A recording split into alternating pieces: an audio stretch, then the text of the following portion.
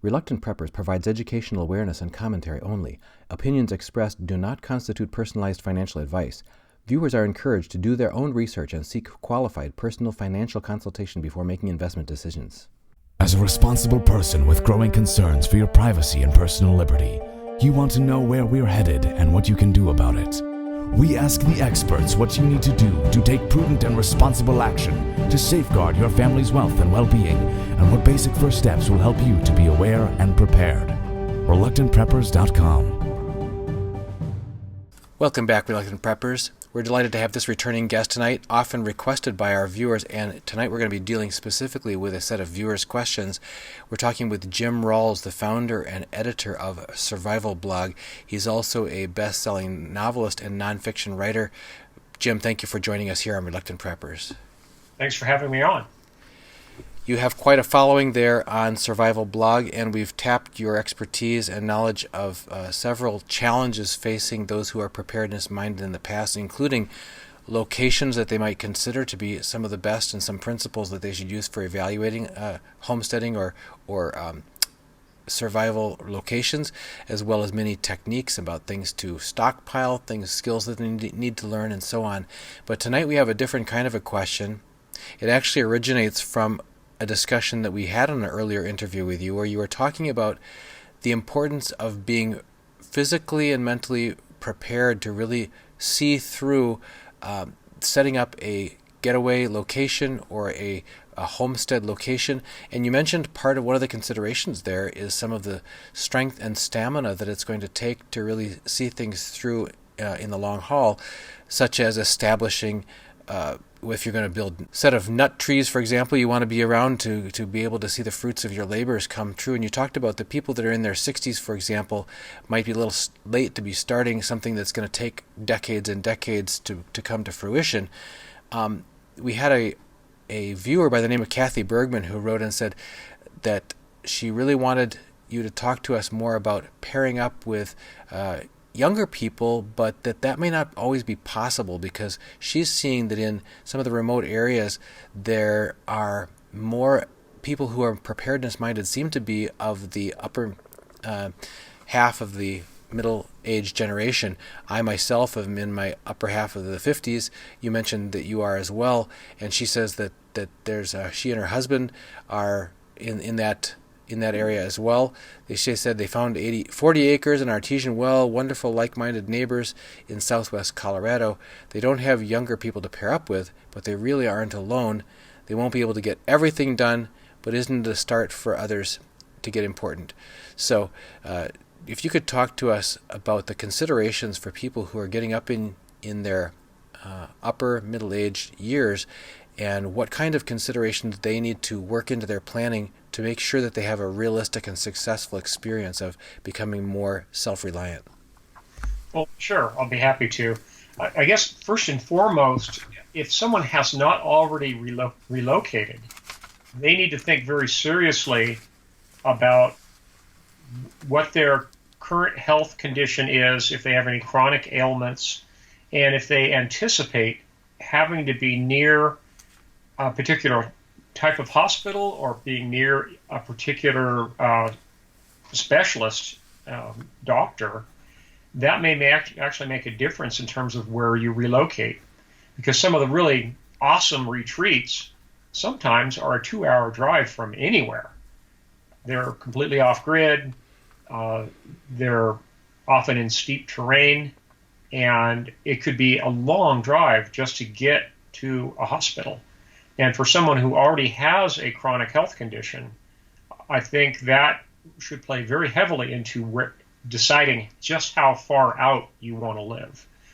So that's probably one of the first considerations. The other is you've got to recognize that as people get older, they start having mobility issues. And in terms of the retreat you select, you might want to think seriously about finding an area that doesn't have a lot of snow and where there won't be ice on the ground in midwinter. And if you think that's going to be an issue for you, or could eventually be an issue for you, if you haven't yet bought a retreat, you might want to start looking at a place that's at low elevation or south of the 45th parallel. It might be important to you. The other thing is, of course, you want to be in an area where if there isn't much snow, then you're not going to have to worry about putting on and taking off tire chains, for example. Mm-hmm. That can be a big issue for people get up in their 70s. They may be okay walking around, but crawling underneath the car to put on chains, that may not be realistic for someone once they get up into their 70s. So you might want to think seriously about moving to an area where there just simply is not much snow. Yeah, in addition to dealing with preparing your vehicle, my wife just asked me a trivia question the other day. She said, how many inches of snow do I think that there's been so far this year in Marquette, Michigan, a place we had been through not too long ago? And I said, I don't know, maybe 12 inches. She said, try 60 inches. So actually just dealing with that, the volume and the physicality of a very snowy location can be daunting, depending how really physically fit you are. Now, to get back to locale, the other thing is, if you're not able to pair off with a younger couple, for example, and you think that you might eventually have children or grandchildren that want to relocate to be with you, if you're completely on the wrong side of the continent, that may not be realistic. So if you have children and grandchildren who have settled primarily in one region, you might want to try to find a place that will work as a retreat in that region, as long as it's not a major metropolitan area. The chances of them being able to, say, commute from your retreat, if they eventually need to come help you out, is much better if they're not 1,000 miles away.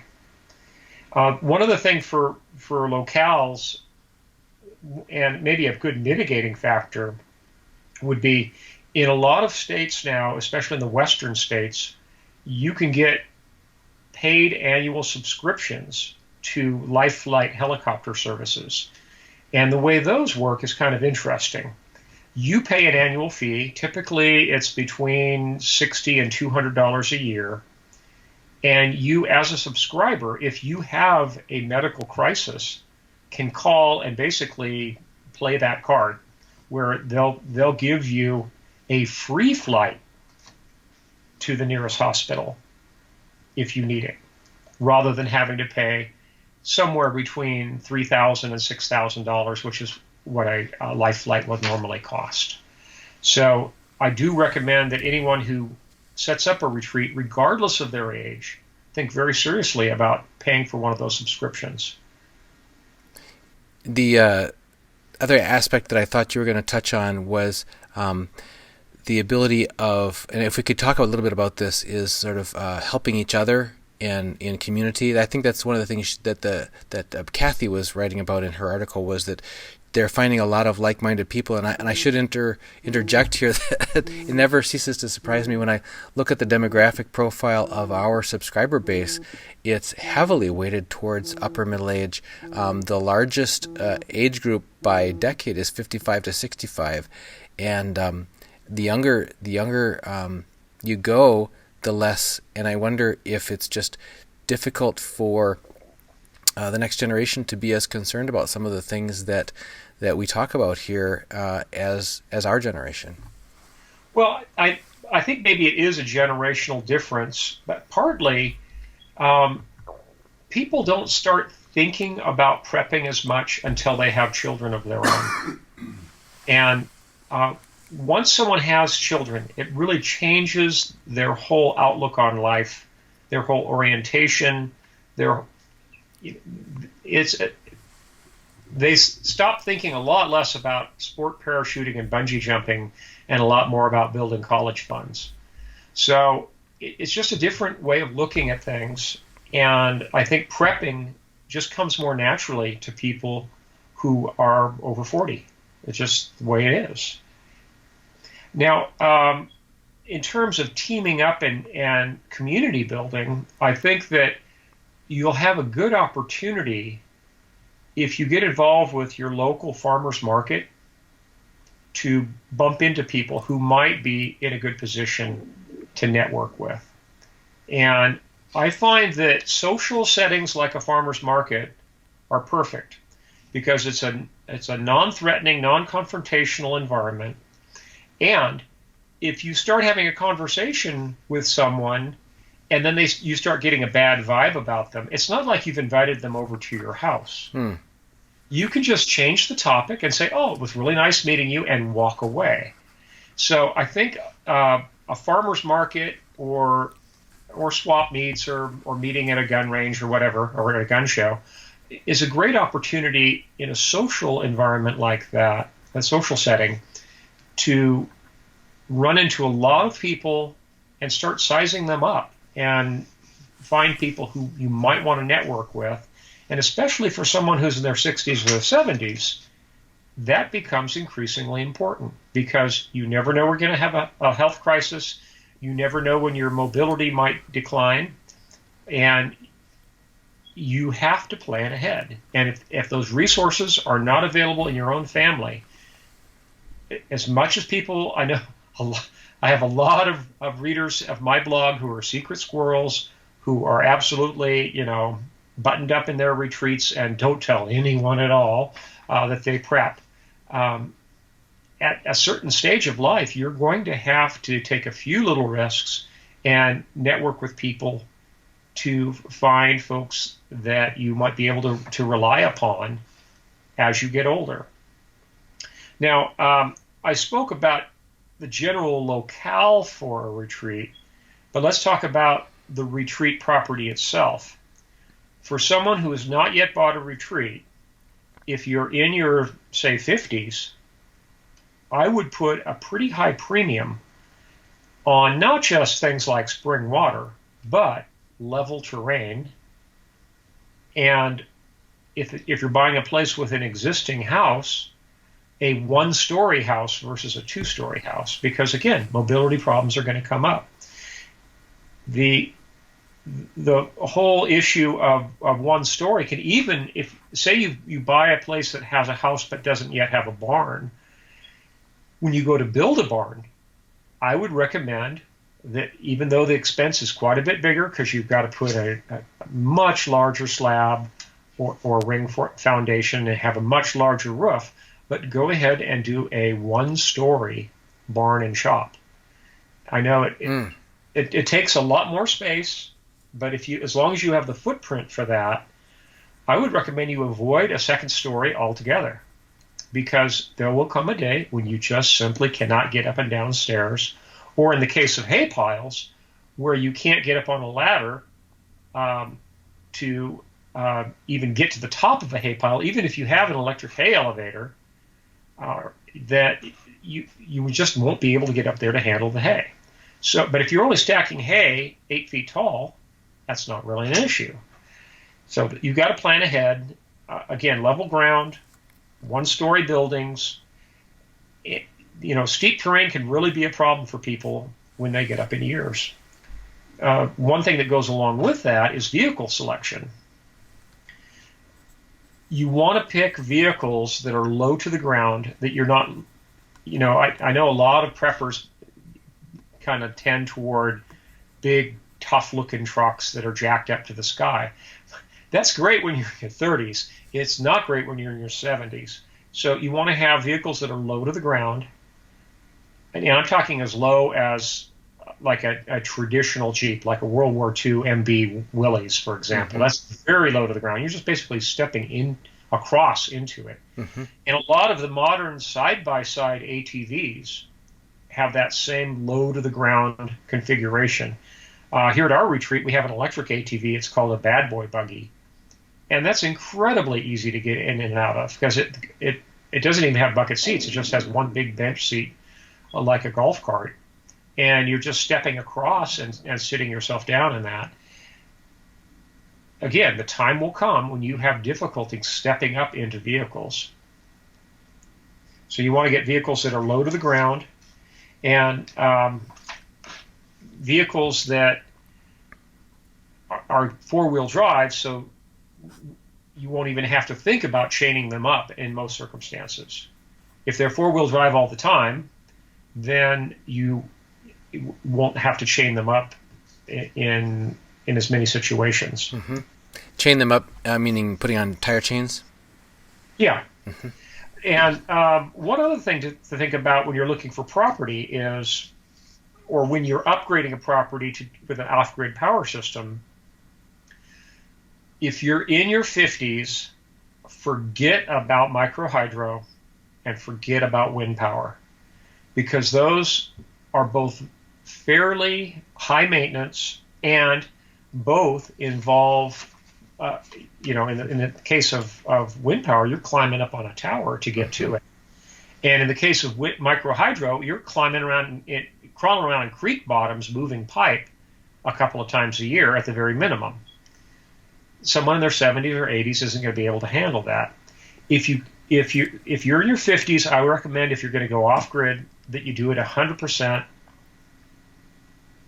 photovoltaic, PV only, because there all you have to worry about. Well, if you have trackers, you might have to reach up to grease the tracking mechanism, but basically all you have to worry about is just sweeping snow off of the panels. There's hardly any maintenance at all, whereas microhydro and wind power are very high maintenance. So again, for someone who's getting up there in years, think very seriously about that before you say, oh, I want a wind generator. Another point I wanted to bring in there when you're talking about the physicality of things is it's regardless of what age you are, and we've had varying people write in about this in response to a series that we've started. We started a playlist in our ReluctantPreppers.com and Reluctant Preppers YouTube channel called Functional Fitness, because I specifically was concerned, and even my sons were concerned about me. My wife was concerned about me as a upper 50s guy, but also a chronic Lyme sufferer, that I was just losing so much strength and muscle mass, both because of the disease itself, but also as a side effect of some of the digestive distress I had got into from some of the medications I was trying to take to heal the disease, antibiotics and so on, that I was losing a lot of my abilities and capabilities of doing even simple things like some major brush clearing in the yard and that sort of thing that used to be able to just be a nice challenge. I could just, set your mind to it and lick this whole thing in a day, and here it was dragging out over an entire weekend just to get the same job done, and wondering, gee whiz, where does this leave me if my capability is slipping away? So I was kind of seeing, I guess, in a sense, what most people would experience with aging happen in fast motion. And you're on fast forward. Yeah, that's right. So God forbid you should have lupus or muscular dystrophy, or and there's a lot of other diseases that are far more debilitating, Parkinson's, for example. But I think that anyone who has a chronic ailment or illness should think very seriously about where they select a retreat, how they set that retreat up, the terrain of that retreat, and the whole works. Especially for someone like you who's essentially on fast forward, it's of crucial importance. Yeah, and so one word of, cautionary awareness that hit me was everything you've been talking about is a concern and is a reality and is something that people are dealing with. One thing that I want to give people a word of encouragement is that no matter what age you are and no matter what condition you're dealing with, you don't have to quote unquote take it lying down. There is something you can do about it. In our case, it meant not settling for basically the ignorance of most of the doctors that we visited, and not settling for sort of loss of capability as a permanent status and a permanent sentence, but instead getting some, number one, more effective herbal cures remedies for the disease that are actually making us significantly healthier now than we were, say, a year or a year and a half ago, without the debilitating effects of some of the antibiotics that we were trying. Secondly, starting a workout regimen and a different dietary approach that's really honestly helping me regain strength that I had lost, and then getting the encouragement of and input from other remedies, other treatment plans, that sort of thing, so that people can realize that we can't turn back time, and we can't completely stop the natural aging process, but there's things that we can do if we will reach out and learn a bit more. One example for me was my testosterone level, which normally in men drops every year after age 21 to 25, somewhere in there. Each decade you lose quite a bit. Was down in like the 1th percentile, and doctors would just shrug and say, well, you can either go with a testosterone replacement, which is by prescription. It's a controlled substance. You can't stock it up ahead of time, and if you ever are without it, you'll be debilitated.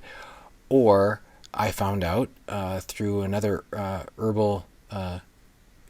master herbalist book about that I'll be talking with in an upcoming video, that there were over-the-counter availability of just natural herbal products that are available to anybody, and you can stock up on them. You don't need a prescription, and now I've got my testosterone back up into normal range, and that really helped me to reverse that muscle wasting and muscle loss that I was having, and get some strength back. So I'll be talking about that in a future video, but I just wanted to toss that in there. That's a great point. A lot of people pursue that who are doing physical training, either competitively or whatever. Muscle mass is nothing to ignore, because to back up a little bit, women naturally have about 20% less muscle mass per pound as men, and that's why women probably shouldn't be in the military at all, doing at least in physical MOSs. It's naturally more difficult for them. But if a man is in a situation where because of testosterone, or because there's a number of different illnesses that can cause loss of muscle mass, mainly nervous system disorders, losing muscle mass can be critical, because with just the loss of 20% of your muscle mass, you're going to be at a disadvantage to even a woman of the same height. Okay, because of just the way that they are built, and for someone to lose muscle mass it's an insidious thing. Just leading a sedentary lifestyle, where you unless you just get out and walk 20 minutes a day, makes a huge difference. So I want to encourage all your listeners, don't lose muscle mass. Certainly don't lose it prematurely.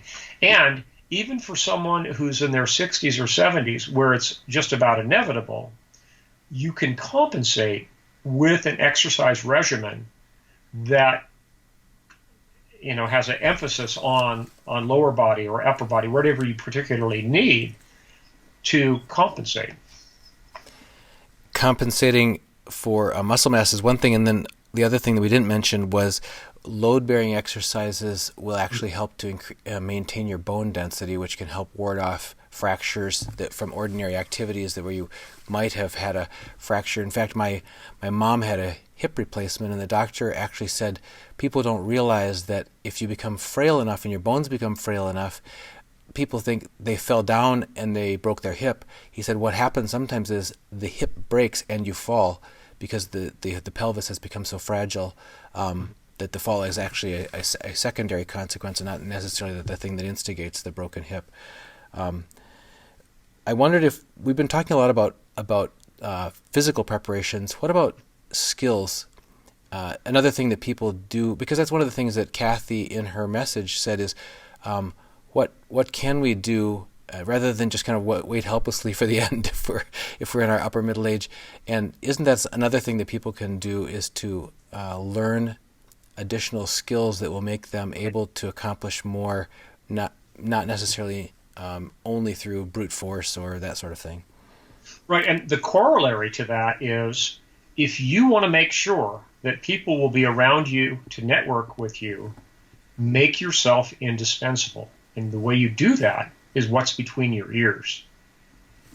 The knowledge that you have, the skill set that you have, the ability to, tear down an engine, or to do home canning, or to, run a treadle loom.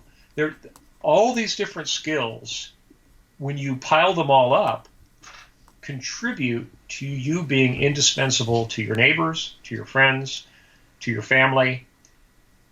The more of those skills that you have will ensure that you are going to be in proximity to the people that you will need in turn. By helping them early on, they'll be there to help you later.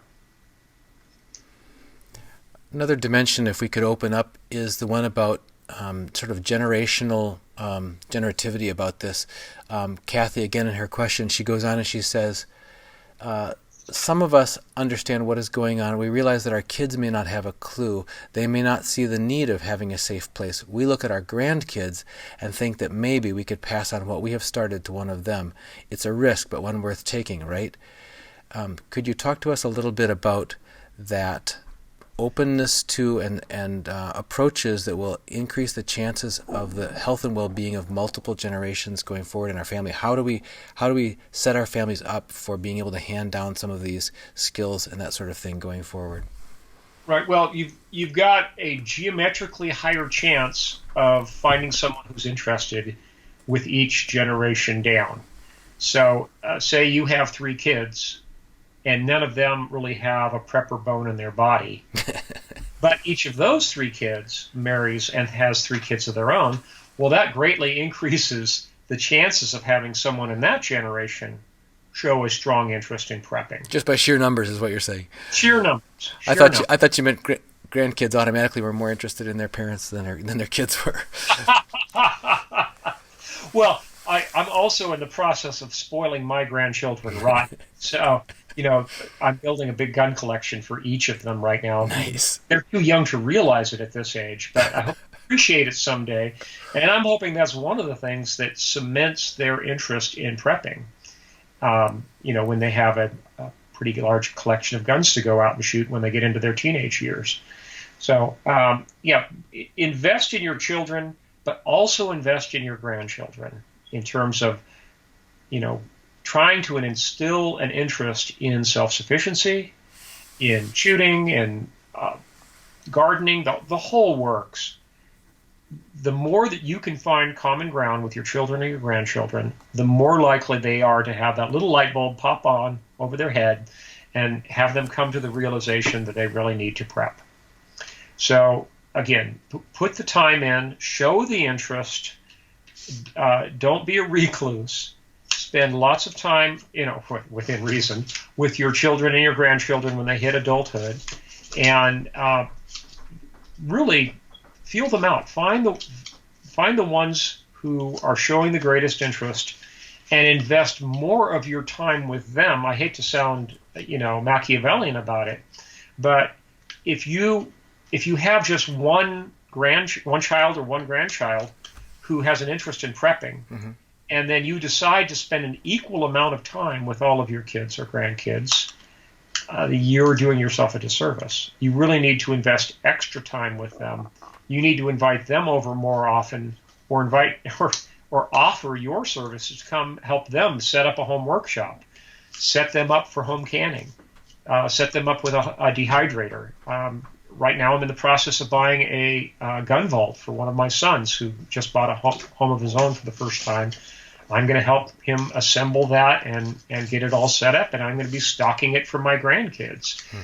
The more time that you spend with those children is probably some of the most important time. And again, I don't want to sound Machiavellian or cold-blooded about this, but it's in your best interest to spend extra time with the kids who do show an interest. There's a wisdom to what you're saying. I know we had, and people who have watched our video on ADHD with Dr. Jay Nielsen have heard my story about our son who had a reading disability, and we didn't know what the cause of it was or how to help him. And it was finally after years and years of just sort of beating my head against how to fit a square peg in a round hole and making him always try to work harder and harder and harder on this thing that wasn't working for him. And I finally kind of, quote unquote, threw in the towel and said, let's just let's start having you focus on things that you find intrinsically very interesting and very rewarding. That sort of thing. And he just blossomed. I mean, in just a few years, he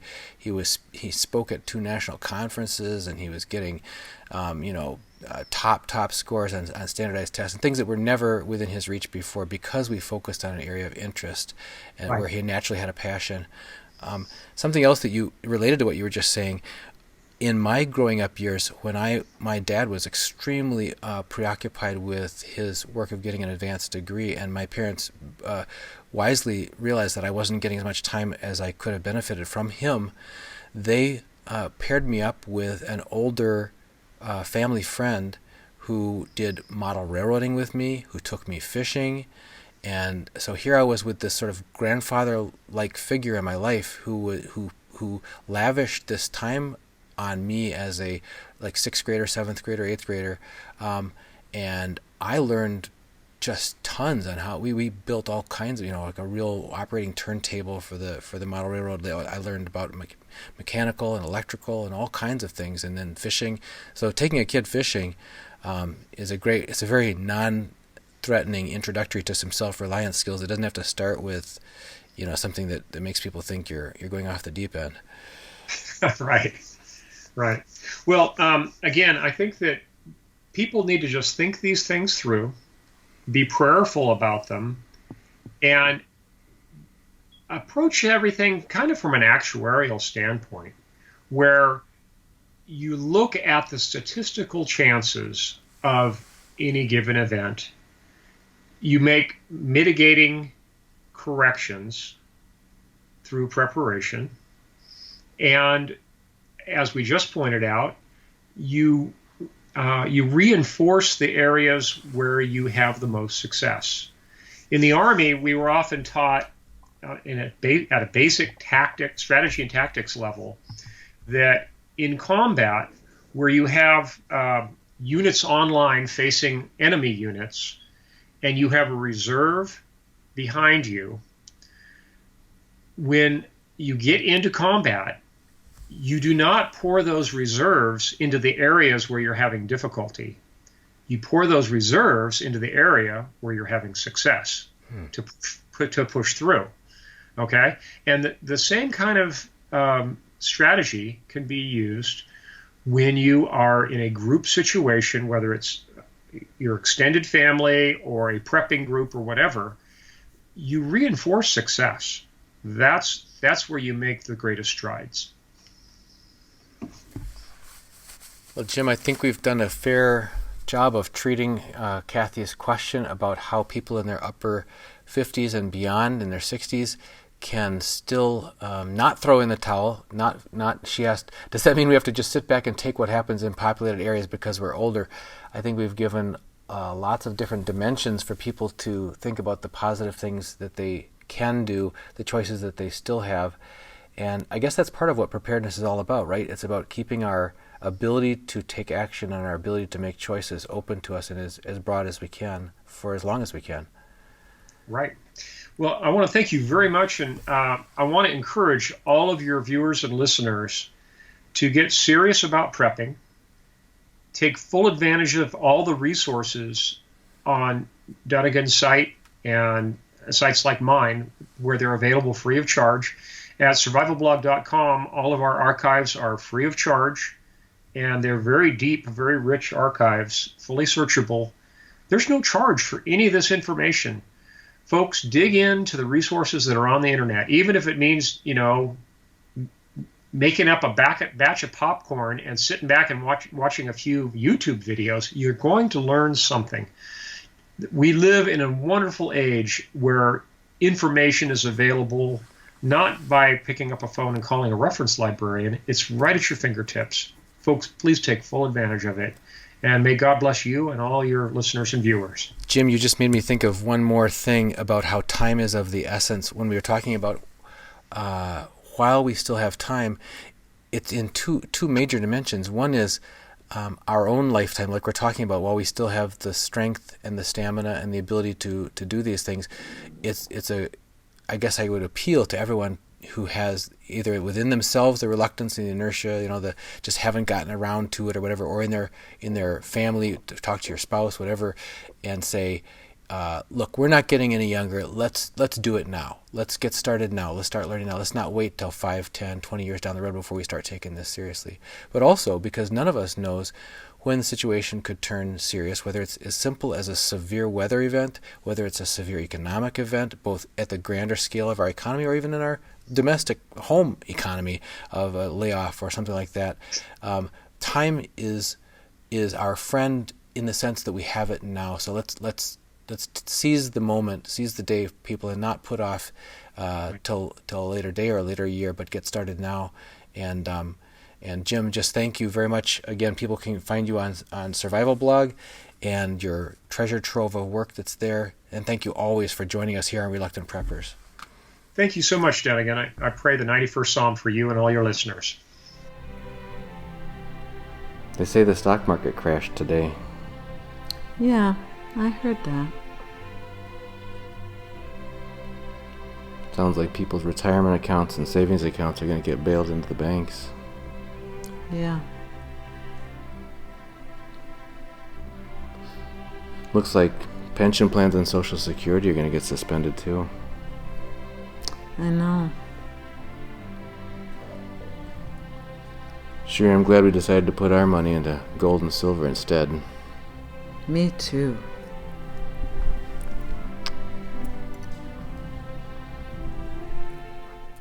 Get your first ounce of silver at spot price and free shipping on any order over $99 at sdbullion.com/rp.